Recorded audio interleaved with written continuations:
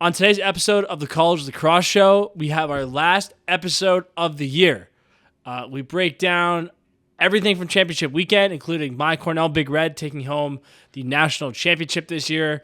We look back on our preseason storylines and how they did or did not play out. Chat about the Final Four venues, future Final Four venues, just kind of a recap of the final weekend and a recap really of the whole season. Thank you so much for joining us all year on the College Lacrosse Show, and we hope you enjoy this last episode. Let's get into it. This is episode 17 of the College Lacrosse Show. Let's go.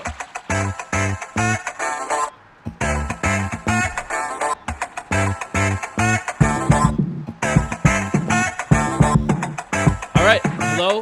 Welcome to episode 17.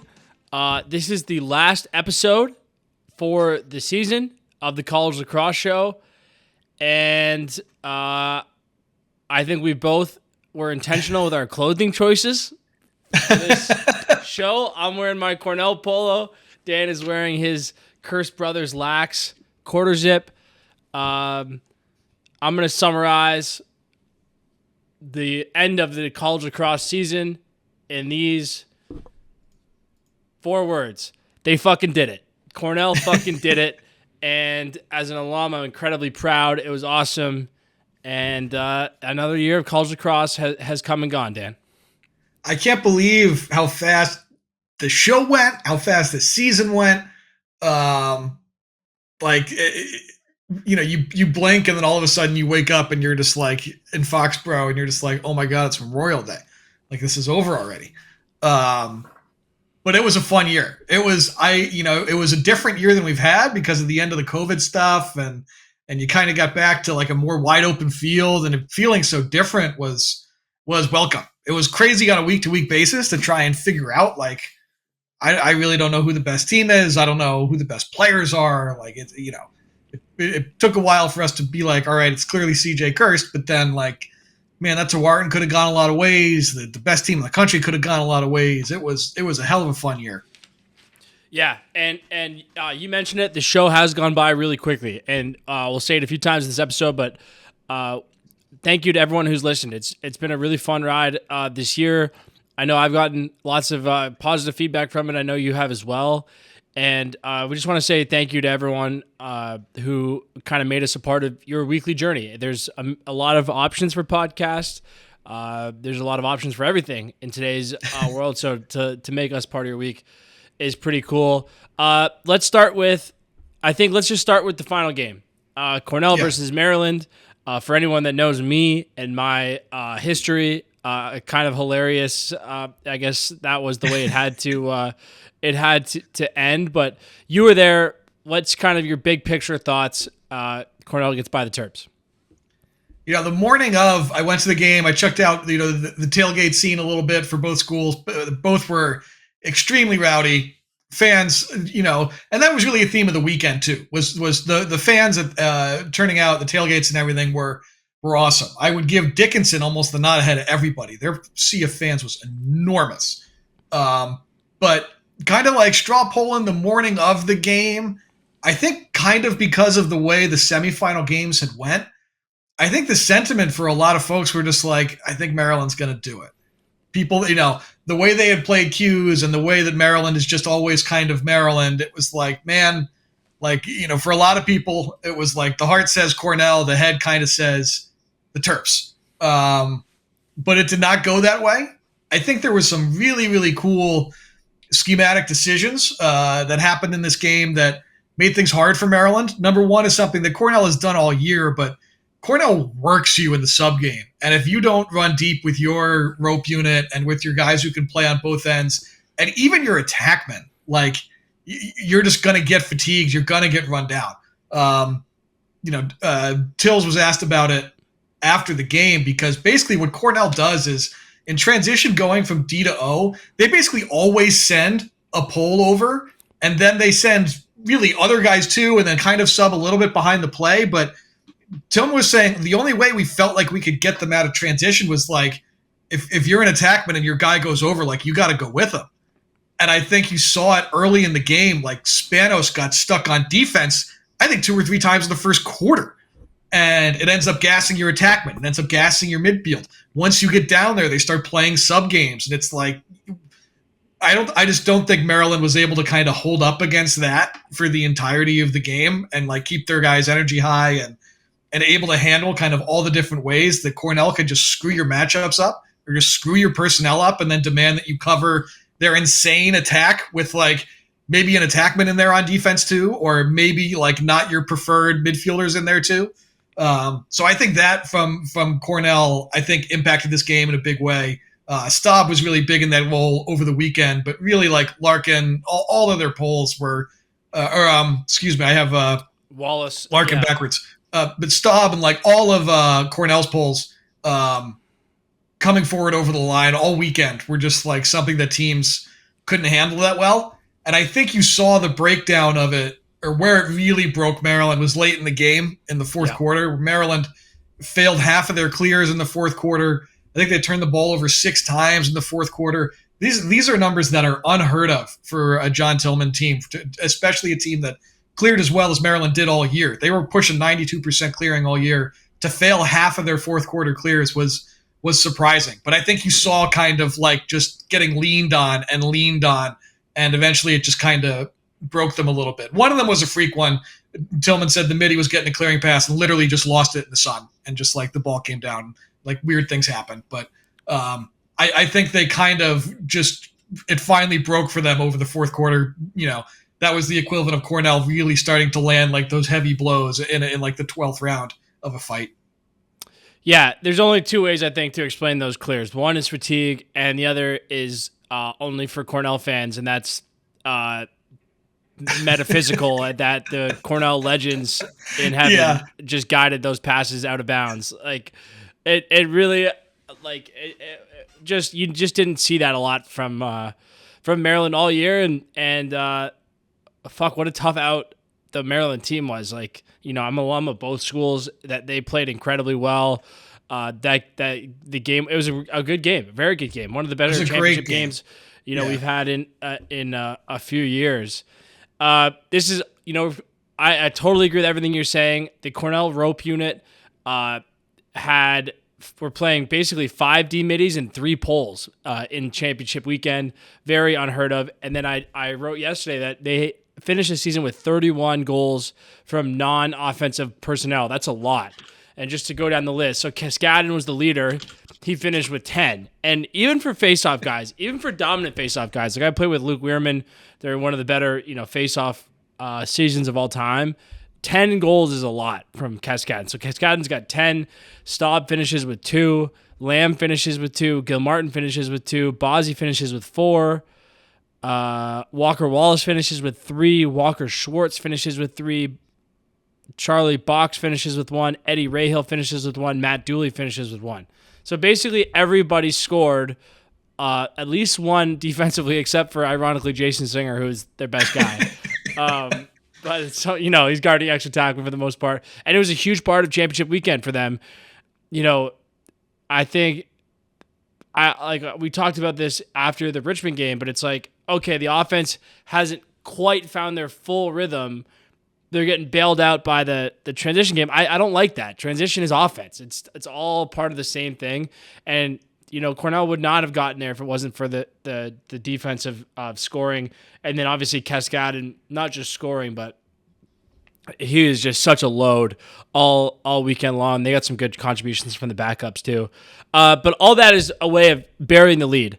When CJ got that first goal, the game changed. It absolutely did. It was kind of hovering over. I think he took a little bit too much flack in the Penn State game because he played good offense. He's incredibly unselfish. You can't praise guys for being unselfish and then criticize them at the same time. But when that high bouncer went in, you just had a feeling of like a now use can't leave feeling.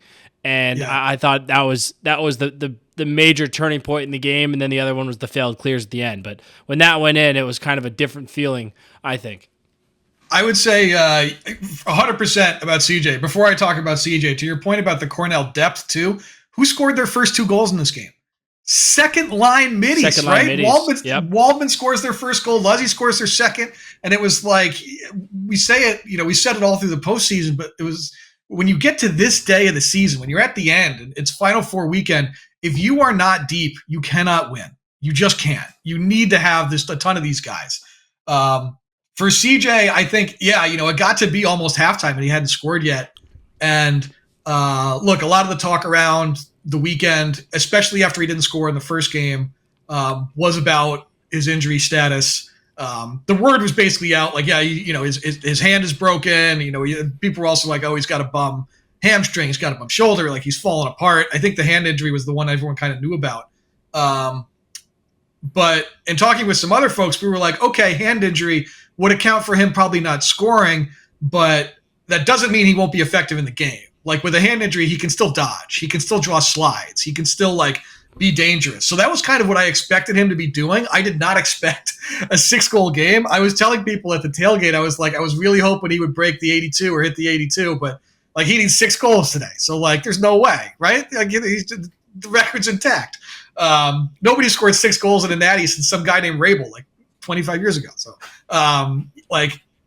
when he started scoring though, that first bouncer, I was like, okay, that felt like icebreaker. And then he strings together, I think, did he score 4 straight at some point? Row, I think. Yeah. Yep. It was unbelievable the manner with which he was getting to the goal against a very difficult matchup.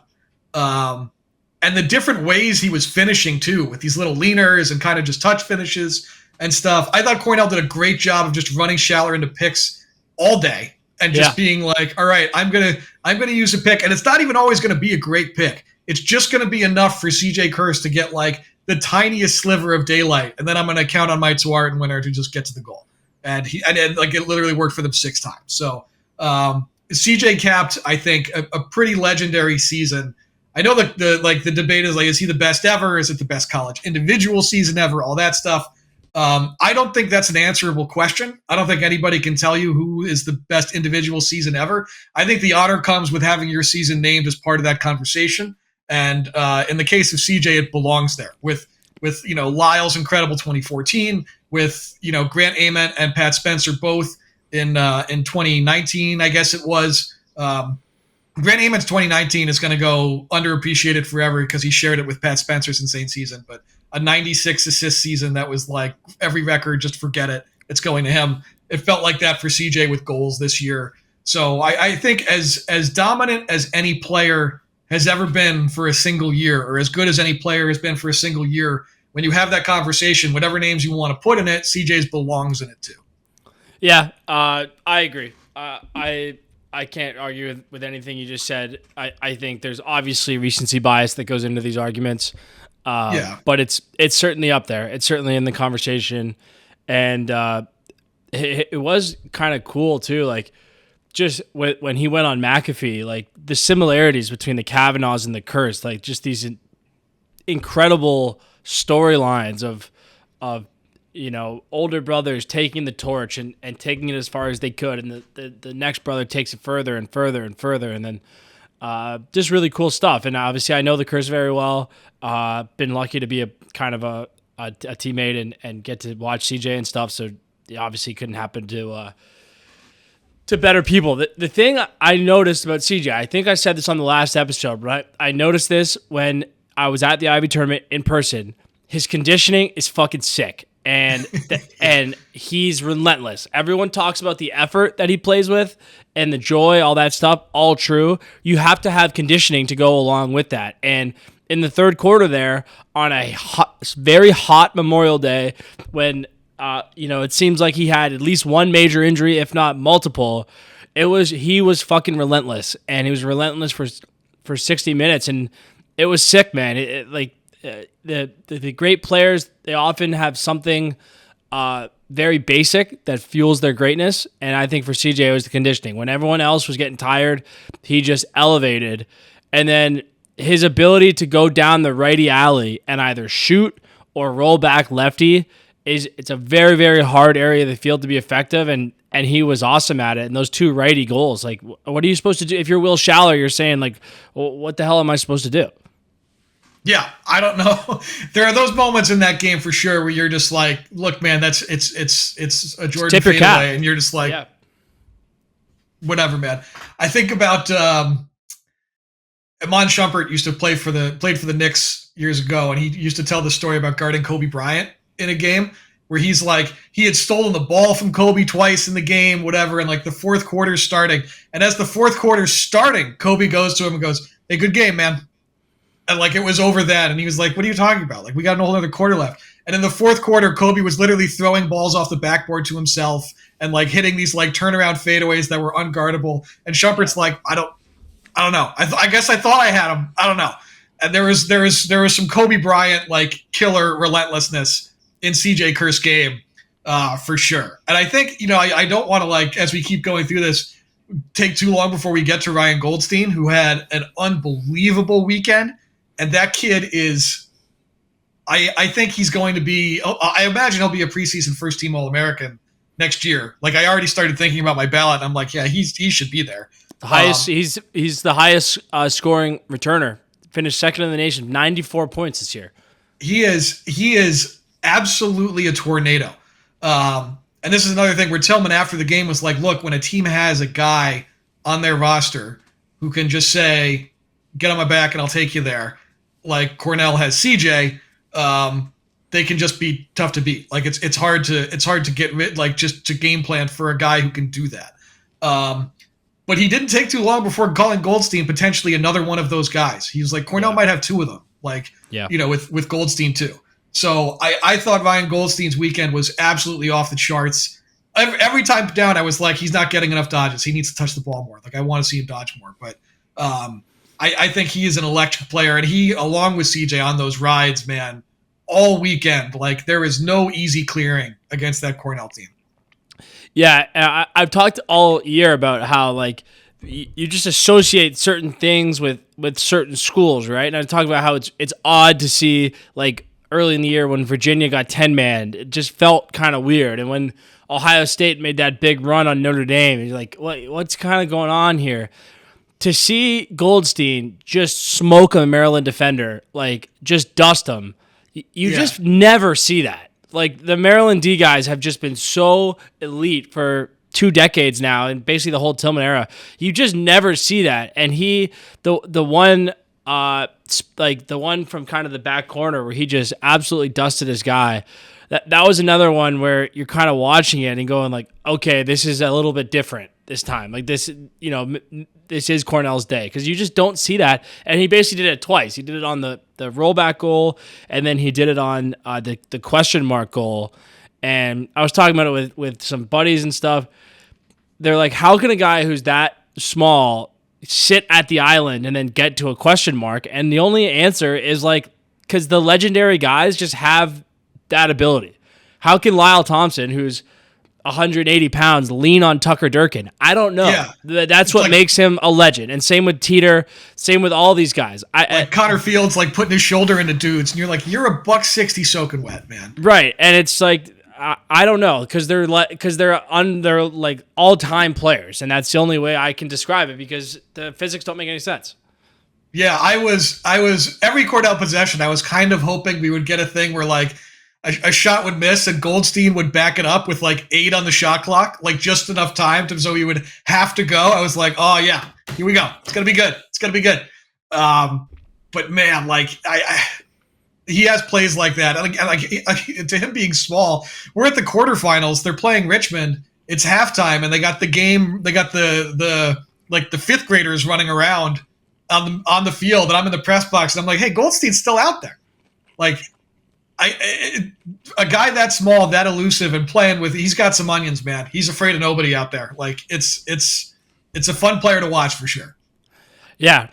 First teammates to go 90-90 since him and CJ, since O'Keefe and Ament did it in 19.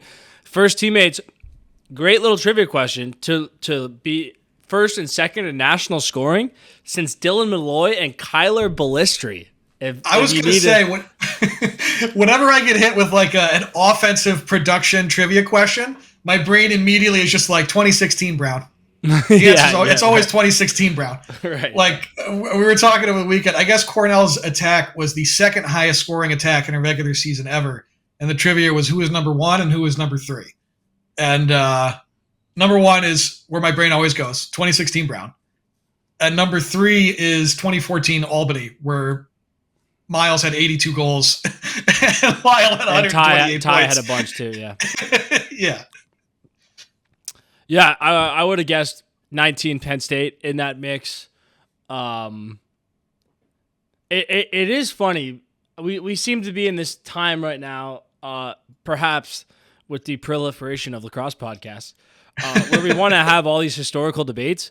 And the stats, we have a shot clock now. It's just different. Like it just is. You like if you look back, like kids are gonna look back and be like, Mikey Powell was the best player. Like, he didn't have that many points. And it's like, well, it's different. Like, yeah, comparing across eras is different. It makes John Reese's 82 goals in 1990 even more absurd. Honestly, you're like, oh, wait, a midi did this in the 90s? Like, a midi in 1990 had 82 goals. Right, the guy had basically using a women's pocket and scored 82 goals. Yeah, it's awesome. Okay, flipping sides of the field. I think we are in big danger of doing the internet thing where no one really makes this argument and tons of people make the counter argument. But if you actually think that Tillman's record on the Monday is an indictment on something he's doing, you don't know ball. I don't know how else to say it. With that being said, I'm not seeing very many people make that argument. I've seen a ton of people clap back against it as I'm doing right now. So I want to be careful. I haven't really seen it, but just if you're listening to this and you're thinking it, you don't know ball. There's like I can't remember the exact wording, but it's like the tweet where it's like people will just make up a person to argue against, and it's like, oh, but you told me Steph Curry couldn't shoot threes. It's right. Like nobody's making that case. Nobody's taking that position. Right. We didn't get a Kellerman. I want Iguodala. Like no one says that. But just saying, no one gets it's unbelievable that he can do this every year. And I think we'll leave it at that because I don't think there's many serious people actually debating this, but we'll leave it at that. No, you can't make a case for me that there's some kind of knock to be had there if the root of the problem is that he's in the championship game all the time. Like if that's not a problem, that's not something you need to solve for. We kind of said it at the top, but look, man, this Maryland team had basically no preseason All-Americans, basically no preseason top 50 players. It was maybe somebody else's turn to win the Big Ten this year. The talk coming in was it could be Hop, Penn State will be okay. Ohio State, is having the year they're having, the year we thought they might have. Maryland doesn't seem to have the start. Come on. And then it doesn't matter. It's just with the players that they bring in. He hits in the portal with guys like Bryce Ford, who's not a giant splash, superstar, 5-star recruit player, but it's the right guy for Maryland, and so he gets them there. And there's just dudes like that all over his roster, and he's just always going to be back there. And I think there's credit for that. You said it here, he knows his team and what they will be good at, and gets them to that point. I think better than anybody. The example you used, and everybody uses this, is that Maryland just doesn't ride, and it's well, yeah, look at their attack personnel and what their strengths are. Riding's not one of them. So let's not be something we're not. What we are great at is 6-on-6 defense. We've got some great pulls. We got a good rope unit. So let's not really ride. Let's just get our guys on and say you can't beat our goalie or our awesome pulls. And winning formula. But it's not easy for coaches to do that. To just say we can't ride, so I'm just not going to try. Or I'm not going to not try, but it's not going to be part of what we do. Part of you of every coach who's a competitor is going to be no, we're going to win every inch of the field. And he's I think we'll just kind of concede a clear and be better than you everywhere else. The other thing is if he was 0 for 9, then yeah, sure, have the conversation. But he's won 2 of them. I know the record's not good, but Cornell was the 1 seed. Last year's Notre Dame was the 1 seed. 23 they lost. 22 we won the whole thing. In 2021, that Virginia team was a historic team. Maryland lost by a goal, and Schellenberger became a mix of Paul Rabel, Kyle Harrison, and Mikey Powell for 45 minutes of that game. What are you going to do? There are some that you wanted back for sure, but if you win 2, in my mind, it's like faulting like Brady lost a couple of Super Bowls and no one fucking cares. Like, it's just insane when you start looking like the rarities that Maryland isn't in the national championship game. Like that's the exception. It's not the rule. And that's absurd. It's absurd with how good that conference is and how many good teams there are and like the way that the sport has grown with more teams being able to get there. This isn't the 90s where it was like Princeton and Hughes and Virginia and Hopkins, and they'll take turns. It's going to be one of them every year, and they're always there. Like, no, like it's a different world now, and more teams can beat you on the way there, and he's still there every year. Again, I don't think many serious people are making that argument. So, yeah, Coach Tills is the best at maybe not the best because there's plenty of great coaches, but he's certainly among the very best at what he does. Want to talk a little bit on this note about championship weekend. It seemed like a success to me with having the women's game there. The only real issue with it was the women's lines were a factor in especially the Penn State game. There was a few out of bounds calls where guys simply didn't know what the line was. That strikes me as relatively fluky, maybe something they could try to work on next year. But as someone who was there covering it, what did you kind of think of having everyone in one place and how did that kind of go? I loved having everyone in the same place. I think there was a case made by the Tufts women to try and have the D2 and D3 women in the same place too. I would love that. I don't know the logistics of that. Like, if you do that, are you suddenly playing a title game at like 9 a.m. or something like something weird like that? But that's a different conversation. I thought having everything there was great. Yes, to your point on the lines, and there was a reason. It's not the only reason, but all those lines were definitely gone on Monday when the men's title game got played. So I thought, I live for like the D2 and D3 day. The Sunday triple header of women's title game into D2 title game into D3 title game, with the D3 title game starting at 7 p.m. or even after that, under the lights at Gillette, was awesome. It was awesome. I know the game itself was basically non-competitive, but it still was a really cool kind of run through the day on Sunday. And I think the audience numbers kind of speak to the success of having it that way. It was the biggest crowd, I think, since 15, something like that. It's been a while. A little over 32,000. The biggest women's title game crowd, I think they said ever. So the crowds were great. As I said before, the Dickinson crowd was, when the game started, it was bigger than the Tufts crowd. Like they packed the parking lot and that fan section. And I thought the Monday crowd was awesome too. So the audience, the crowd size was great. The venue was really good. Foxborough as a town is tricky because there's really nothing there if you're not in Patriot Place. There's not a whole lot else going on. Yeah. Everything there is either part of the stadium or a little restaurant nearby that's part of its tagline is we're right next to the stadium. And traffic getting out of that stadium can be a nightmare. Traffic getting out of there sucks. I don't deal with it as much because usually the game ends, then I go to post game or I'm writing for a while or everything. And by the time I leave, it's pretty cleared out. Although on Saturday, the tailgates, even when I left, were still going in earnest, it looked like. So I thought really good crowds. The Maryland tailgate had a ton of Terp alums that I saw. I saw Phipps there. Spencer Ford was there, which I imagine he was taking a little breather from PLL camp to come and check out his son playing for the Terps and everything. So really good crowds at both. I just love championship weekend in general. So to be there in person, I will say this though, in terms of press box food, Foxborough is a distant second to Philadelphia. To the Link. The Link has a cheesesteak bar, and they keep the Philly pretzels out all the time. It's really, really good feeding you at the Link. I will say that. Foxborough wasn't bad, but it wasn't as good as Philly. Okay, there you go. Getting the people. Yeah, that's why you come to this podcast. The stuff you want to know. Yeah, exactly. Good intel there. I think maybe the sweet spot.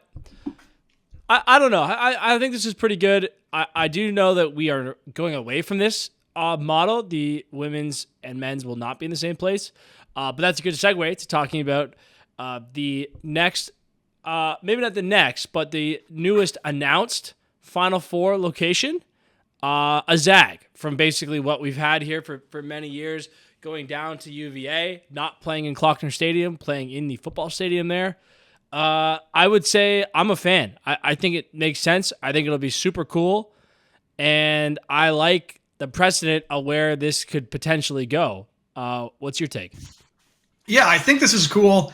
I think what happened, I think it was like Foxborough was going to be it, but then World Cup venues made Foxborough unavailable. So schools got to bid, or, they kind of opened up bidding to say, do you want it? Who wants to have it?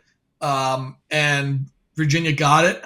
I was talking to Terry Foy at IL. I was like, because I had no visibility into this. I was like, who else bid? And he said he was going to have a story on IL soon about it, which I don't think I've seen. But I was like, would Maryland put in a bid for that? That would have been rad. Like, a bunch of places that probably could have done it. But Charlottesville is a place for it. I'm psyched about. I told my wife that's where I was going to go next year, and she was like, oh, well, then we're all going. She wants to make a family trip out of it to Charlottesville. I've never been. Oh, I went when I was like 7. But I tell people, like, I don't count that as having been. So I've never Unless really you've been to that Boylan Heights bar. I don't think you've been. That place is legit. So I'm pumped for it. I think it's really cool. I like the idea of doing something a little bit different than just like the usual rotation of Foxborough or Philly or Baltimore or whatever. So something different I'm always open to. I hope the crowd rules. It'll be obviously sick if UVA is in it, if the host school is in it. We'll see if they got a chance for that. I don't know what kind of team. I don't know what that team is going to look like. Well, if you listen to lacrosse Twitter, they might not even field the team next year. I was going to say Lars is going to get fired and they're going to shutter the whole program. So yeah, 9 months from now, that team might look very different. But it's like, look, it's Virginia. Like, they're always going to be fine. Yeah. So if they were in it, they would be bad. But, I love the idea of going. I'm pumped to go. Already looking at those Airbnbs. I hear that's the way to do it. The hotel situation, I guess, is pretty medium. So going to find myself a nice little colonial cottage in Charlottesville and enjoy myself a weekend. Nice. Yeah. The only risk factor, I think, is it would be the least central Final Four location that I can ever remember. Probably the only one that's ever been further south than College Park. But lacrosse is changing. It's, the worst attendance I think we've gotten in Final Fours was Hartford, which is kind of a fairly central location. I think packaging it to a place that people want to go to and visit is going to be cool. The airport situation, not incredibly ideal. You'd probably fly into Richmond or and then drive, but it's not as easy as a Boston. But I like the precedent. I think the let's not play in football stadiums anymore thing has almost gotten a little too far. Like, as a player, I would have preferred to play in a NFL stadium. It's fucking cool. Yeah. Like, let's not, like, even though it might not look that dope for the crowd, it's really cool to play in NFL stadiums. It's cool to go to NFL stadiums. I got to see my brother play in the Final Four at the Link. Super cool experience that I'll never forget. So that's all good. But in terms of like a place that families want to go to, and Charlottesville is a great college town. It'll be a super fun vibe down there. It's just a little bit more risky for if you get teams further away. I think that's the thing. But Final Four teams are going to travel. Like, that's like if Denver's in the Final Four, it gets dicey. You know what I mean? Otherwise, I don't think it's too bad. Denver would probably be the worst. Like, Syracuse is really far away, but it's Syracuse. You could put it on the moon and they'd pack the place. You know what I mean? Like, and the most, sorry to cut you off there, but the most frequent Final Four teams of the last decade, Duke is closer to Charlottesville. Virginia obviously is the home team. Maryland goes every year to the Final Four. They're a 2-hour drive. Carolina is going to enter next year with Final Four expectations. Richmond feels like they want to go. Like, yeah, there's good lacrosse down there. Like, why not? Even like Hopkins and Georgetown. Maybe Georgetown like breaks through and gets there. Like, not far, not too bad a ride. Yeah, absolutely. So, okay, I feel like we covered that pretty well, and I want to go. We've been going for about 35 minutes here, so I went back and looked through the first episode we did of the College Lacrosse Show, 16 episodes ago, and we did a storyline draft in that one. So we drafted things that we were looking forward to. I would say these are less like hot takes we had and more just like questions we had. And the first one, I just want to kind of flow through some of these just to kind of to talk about. So the first one was yours. It was who's going to step into new roles. And I kind of proposed the question of Duffy, Kabiri, and Millen. You know, which one of those guys is going to kind of take the next step to superstardom? I think the verdict is like kind of like we're not really sure. Like Duffy probably had the best year. Kabiri came on really late. Millen had, I think, fair to say, the worst year, but also the worst of those three. The lowest chance at having success this year. Like that wasn't a great team. And we didn't. The most obvious guy who stepped into a bigger role was Goldstein. Like there wasn't really this transcendent breakout superstar that we didn't see coming this year. I think there's a couple of guys I would mention that maybe if we do it now as like give me guys who really broke out or really took star turns this year, you would call out. Maybe we didn't then. I would say Duffy had the best year of all those three. I think by the end of the year, Duffy was playing on one leg, maybe half a leg, and was still being asked to do a ton. So I thought Duffy's year was exceptional, but I think we would do more to shout out Cullen Brown at Ohio State. I think sharing the field with BVB kind of gets him overshadowed sometimes. I probably contribute to that because I pump Bobby Van Buren so much, but like Cullen Brown was off the charts good this year, was like first team All-American good this year. And I don't know if he actually, got that honor, but other guys stepping into major roles that obviously we didn't shout out and nobody did, but Will Schaller should be in there. It's like, a lot of D guys. A lot of D guys. A lot of D guys. Fyock deserves to be there. All the Penn State, Parnham and Ross, Hunter Smith. I don't think anyone knew who he was before this year at Richmond. I think you can shout out some of the guys at Army. I think I was on Eicher early, like before the season started, so I'm going to pat myself on the back for that. But their rope unit with Fournier and Mazur, both of those guys were awesome. Basically, all of Maryland's rope unit. I don't think all of Maryland really. We all just missed out on all these really good players at Maryland once again. But I think like those guys for sure. In terms of guys where maybe I would bet that we mentioned, but maybe we missed on, were like Ben Johnston had a good year at Duke, but was not the first team All-American midfielder that I think some of the expectations, it's unfair to set a bar like that for a kid, but I think people thought that's where he would finish the year, and I don't think he quite got there. He was really good, but I don't think he quite got there. I don't think, we were talking like, could Ben Ware set a scoring record for polls this year? And Ben was really good this year, but I think he was also like that, like you said, not a great team, and they struggled in a lot of ways. So I think there were some guys where maybe we had expectations for that were really lofty, or like guys we would say they're going to step into a role and dominate in it, or they maybe didn't dominate as much as we thought. Yeah, and along those lines, the one I think you didn't mention is all the Hopkins guys. Just a tough year there. I think they got hit by the injury bug, lost some tight ones, and a difficult year. That leads actually well into my first storyline, which was who's the best player in the Big Ten? And turned out to be a pretty good question. Trainer wins it. I think that seems much more obvious now. When that was awarded at the regular season, he had a good regular season, and then he became 2015 West Berg for 3 weeks in the run to the Final Four. So, and kid's a stud. He lit us up on the Cannons on the weekend, so I'm not taking anything away from him. But a great year there. Schaller was in the mix.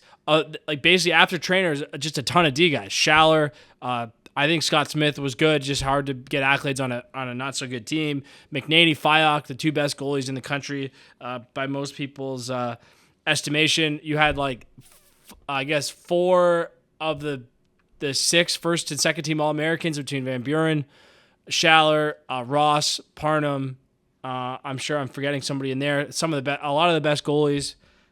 So it turned out to actually be a pretty good race this year in the Big Ten. Yeah, the Big Ten was stacked, and even the young kids like Hunter Aquino at Penn State was unbelievable, and he was one of the best middies in the Big Ten for sure. I think you looked at the guys that maybe we probably threw out for that. We probably threw out like a Spanos or somebody maybe at Maryland or maybe a McNaney, that kind of thing. But I don't think it was like super obvious to us who it was going to be. And it still probably isn't super obvious who it is. I think Trainer gets a lot of credit too because he was banged up for a lot of the year too. Yeah. Like he played some of their conference games hurt, like with basically a non-functioning shoulder, and was still really, really tough cover. So I thought he was great. I think the best player in the Big Ten. If you ask me now, I'm still not sure I could give you like a clear and obvious oh yeah, it's this guy. There's a lot of ways you can take that. Yeah, no doubt. And funny listening back to it, we also, like you said, and what's Maryland going to be? Like it'd be unwise to pick against a John Tillman team that makes it Memorial Day weekend, and you're like they'll be good in the midfield and they'll be welcome. It's like crazy. Yeah. Like it's just unreal how copy and paste it is. The preseason All-Americans from the Big Ten: Scott Smith first team, Trainer and Fracion second team, Collison third team. A ton of guys who aren't those four did make it.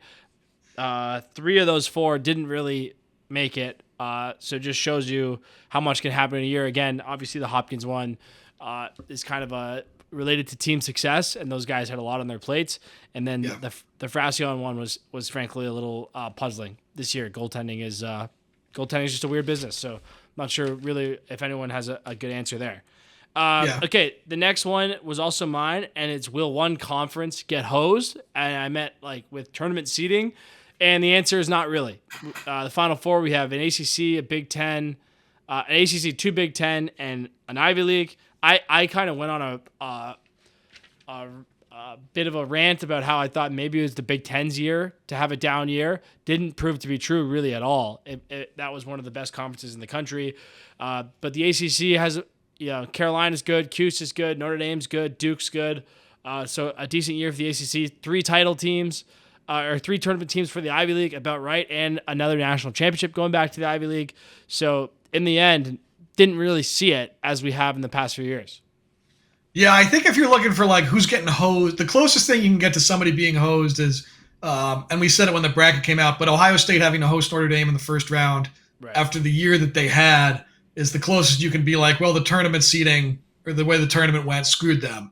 And I think it'd be fair to say that, like they, for how good they were and everything, to have to host the 2-time defending national champion, certainly was a rough break for them. But otherwise, like I don't think you can say any conference got hosed. I know plenty of people are going to say Army got hosed for not being in the tournament, but like the math is the math, and the math is what determines who goes to the tournament. It is not the media poll. It is not our feelings. It is not anything else. And the fact of the matter is, like, they weren't as good as Harvard. And Harvard probably could have won a tournament game in the Dome if not for one of the more absurd runs of goals I've ever seen. So I don't think you can point to anybody and be like, they really got screwed come tournament time. You want to do a little asterisk to say, like, Ohio State seeding matchups suck because of the rules, then that's fine too. Yeah, but overall it was fairly balanced. Fairly balanced here. Okay, your next storyline that you chose, well, and I'm going to phrase it to you as a question. Dan, did UNC put up or shut up this year? You said it's time to do one or the other, and I would say they pretty solidly did neither. I thought they were pretty good.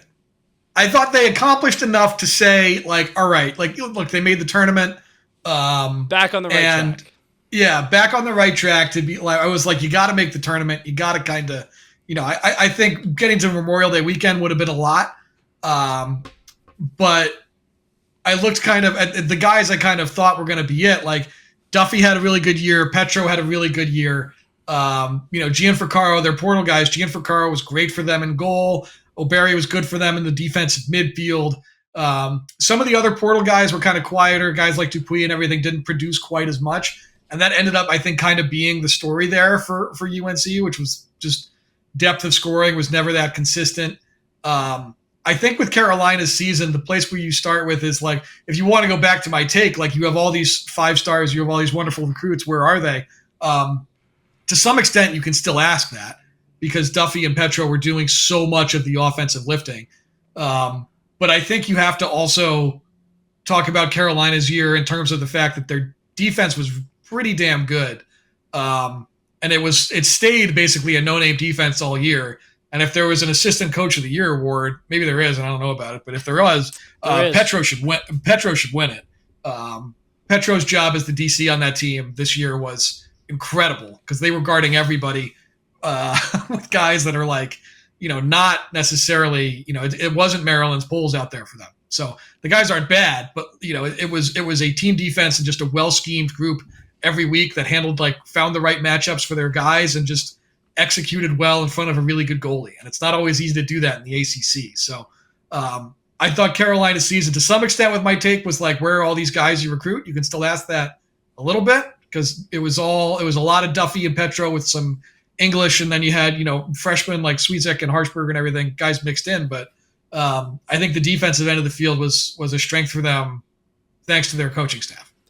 Yeah, they need one of these other guys to pop.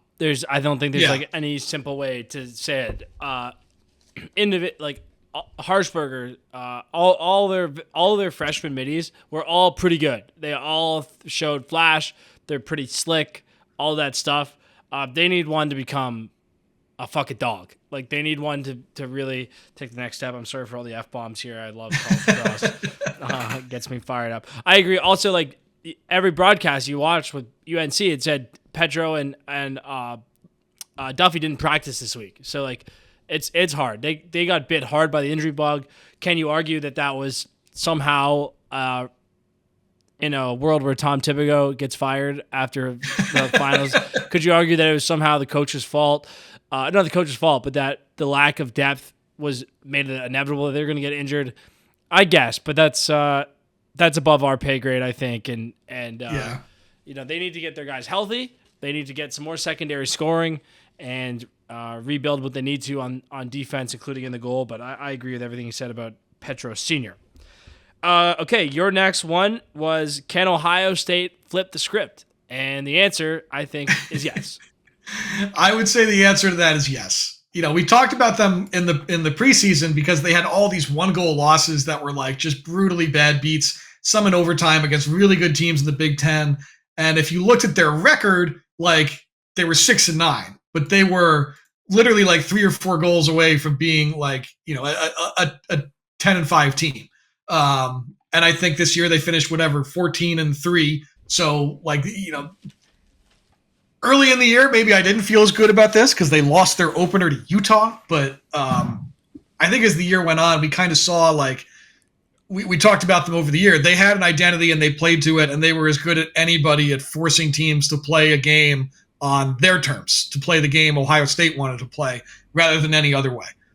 Their defense was awesome. Fayak was off the charts good. Coming into the year, I was like, I think Fayak could be a good goalie for them, and I thought he was good at the end of last year. And I don't even know if it was a lock that he was going to be the starter, right? I don't think he started against Utah. I think Henry Blake might have, but I think Fayak kind of taking control of that job. The place I'll pat myself on the back for my Ohio State take is IL ranked top 5 different units in college lacrosse throughout the year. And when they got to rope units, I think Ohio State wasn't mentioned. And I said, by the end of the year, you'll talk about Ohio State specialists, goalie, faceoff, and defensive midfield among the 5 best in the country. And I think it's fair to do that now. With Fayak, Oldman, and their defensive midfield and their polls, they really won games with that group. Dan, I'm sure there's people out here who hate us and hate our podcast. We will never be accused of not talking about rope units enough. I think we That's leave right. the history in. We talk about a whole game sometimes, and it'll be like, oh yeah, and CJ Kirsch is on Cornell. We've been talking about the second line middies versus the third line Sam. So great call by you, and let's make it a collective pat on the back because we didn't miss a thing with the rope units. We were all over rope units all year. So good for us. Got God, I need to get outside and touch grass here. Okay, the next one is sort of an interesting one. Is Army slept on? And the answer is like, yeah, but maybe no. Like no, all you year. can't be slept on if you're a top 5 team in the country in the media pool, right? Like you can't be slept on that way. You had a bunch of All-Americans. You can't be slept on, and yet didn't make the tournament. Not the tournament. Not the tournament. Didn't make the tournament. So, and you made the point about the rigors of life at West Point, making it harder to win in May in your conference tournament, proved to be true once again. So we'll just keep this. For our last 30 minutes, I just want to pat ourselves on the back. Self-congratulation.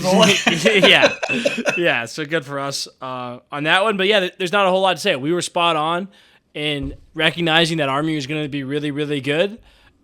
We probably didn't realize just how bad the schedule was and how thin the margin of error was. I think that's really kind of the story of the year for the Black Knights. Yeah, I think you expected, when you look at their schedule in the preseason, you expect, look, they're going on the road to Yale. If they can get that, like this is going to help solve their strength of schedule problem from the year before. Beating Loyola, they got Carolina on the schedule. Even like a Lehigh or like a UMass or a Rutgers, like you would expect those to do something for you. Rutgers was a sub 500 team. Yale was a sub 500 team. Like those wins ended up doing nothing. And I think, we're going to have the same conversation this offseason about Army is they need to play a tougher schedule.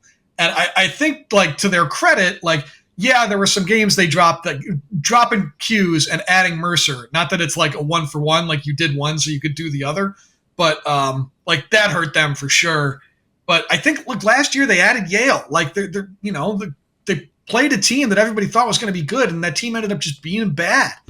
And we'll have that conversation again this offseason for them is who can you get on this schedule so that come April, I'm not saying, Army's got one loss, but their strength of schedule is 30. Yeah, there's really 4 teams that really had kind of worst case scenario years, and it kind of comes up looking through a lot of that stuff, and that's Virginia, Hopkins, Yale, and Denver. And like I was when I did the thing in the first podcast about the conferences that we just talked about, I just like something interesting to watch here is Denver plays Hopkins. They played 2 Big Ten, I think, and 2 Ivy. Denver played Hopkins. They played Duke. They played I can't remember exactly who the 4 were.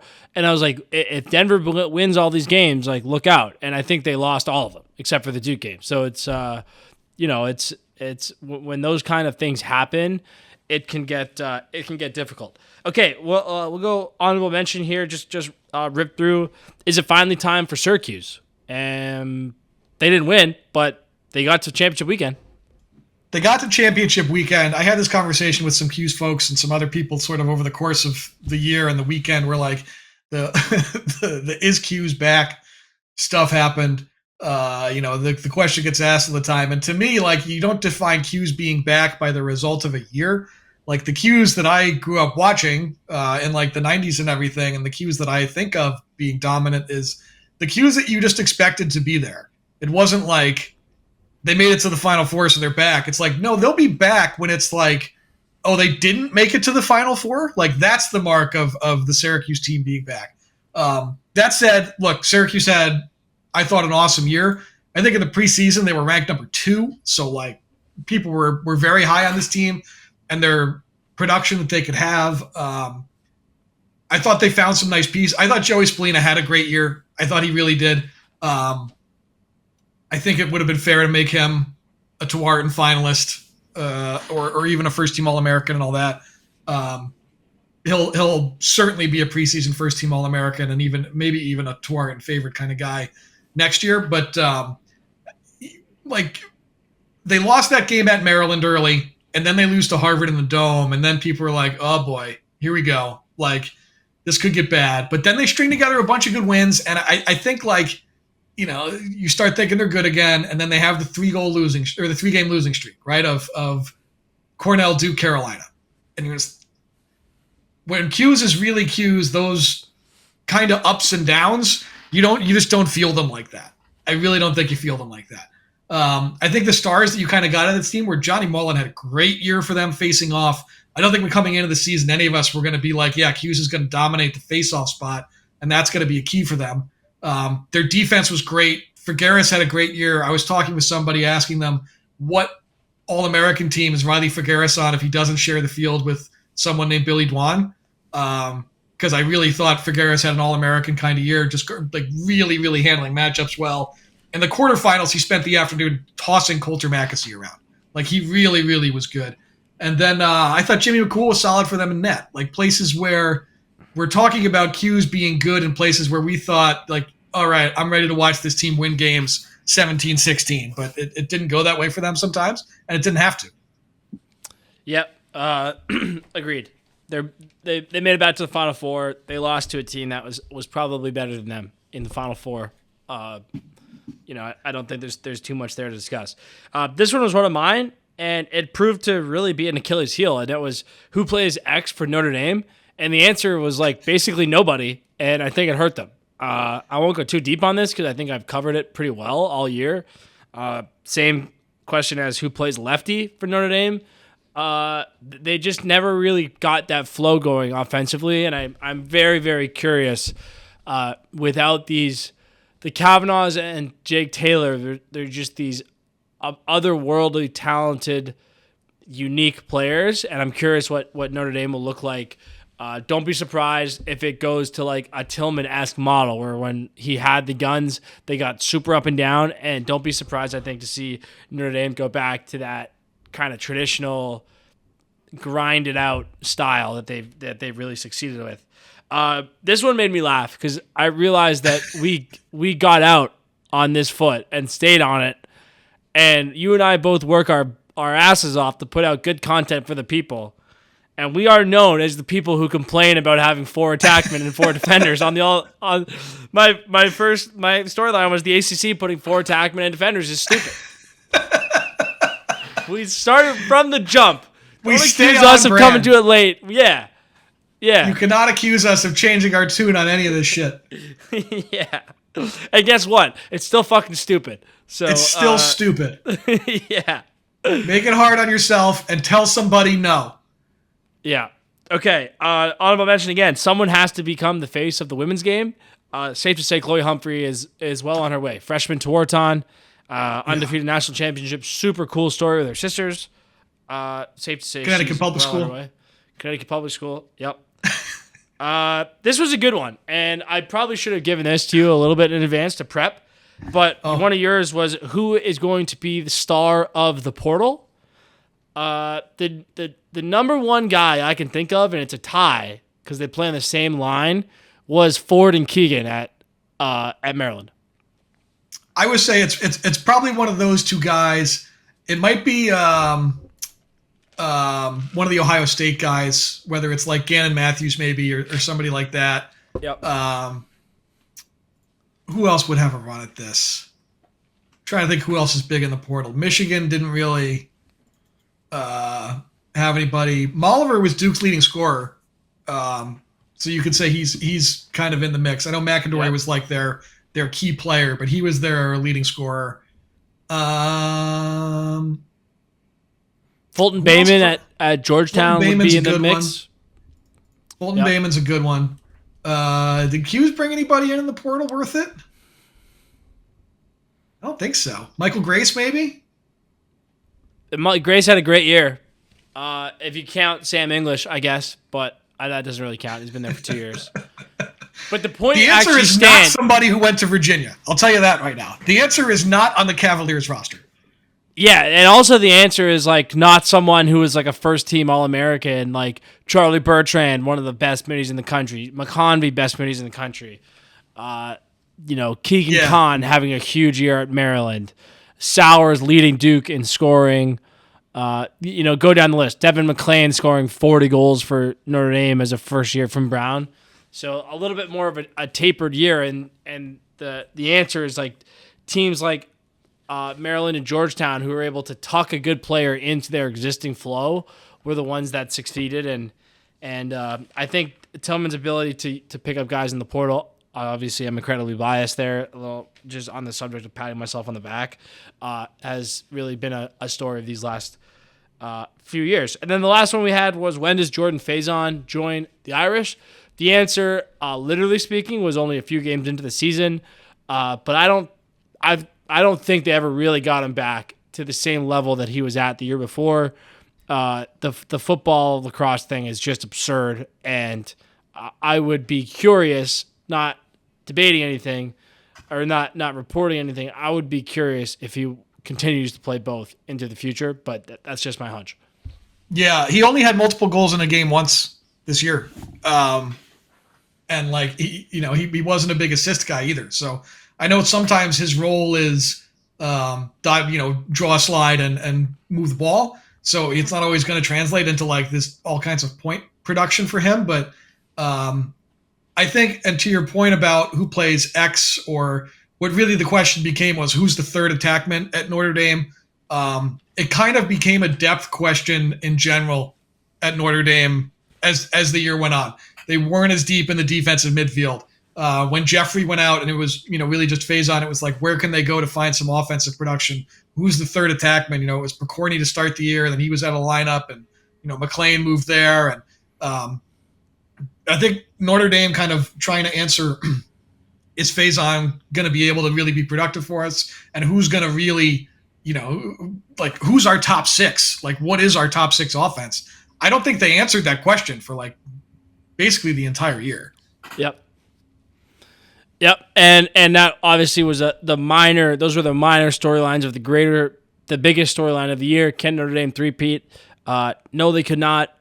And they just showed how it's so incredibly hard. You just need so much talent to reload. I think the only way to three-peat is to kind of go the UVA way, where you get Schellenberger stepping in as a freshman who's like a mega star. Like, you're not going to have the same crew for 3 years. You have to hopefully supplement it with some sort of superstars, transcendent talent. That is obviously, those guys don't grow on trees. So those are all the storylines we had, and we're at about an hour now, Dan. So if you got nothing else, I think we'll sign it off there. Thank you, Dan, for doing this. I really enjoyed our time here every week, and like I said at the jump, thank you to all of our listeners here for sticking with us through 17 episodes, and just two guys who love college lacrosse. We know all of our listeners do too, and thanks for joining us. Yeah, man. Likewise, thank you for reaching out to me and asking me if I wanted to do this. I'm so pumped I did it. This was really, really a good time every week. I looked forward to it all the time. And yeah, as you said, to everybody who listens, everybody who said that they've enjoyed it, thanks so much for tuning in every week and for giving it a listen, for making us part of the of your lacrosse podcasting world when there are so many lacrosse podcast options to pick from. To land on this one really means something to me. So thank you guys sincerely for listening, for enjoying it, for letting me know you enjoyed it if you did. And I'm gonna miss the college season. Now it's time for just pro ball in my life. Yeah, well, I do a college lacrosse show one season. My favorite team beats my second favorite team in the national championship game, so I might have to keep this rolling here. But enjoy your summer. I'll see you around at some PLL stuff, hopefully, and to everyone out there, have a safe summer, and we'll see you down the line. Love you guys.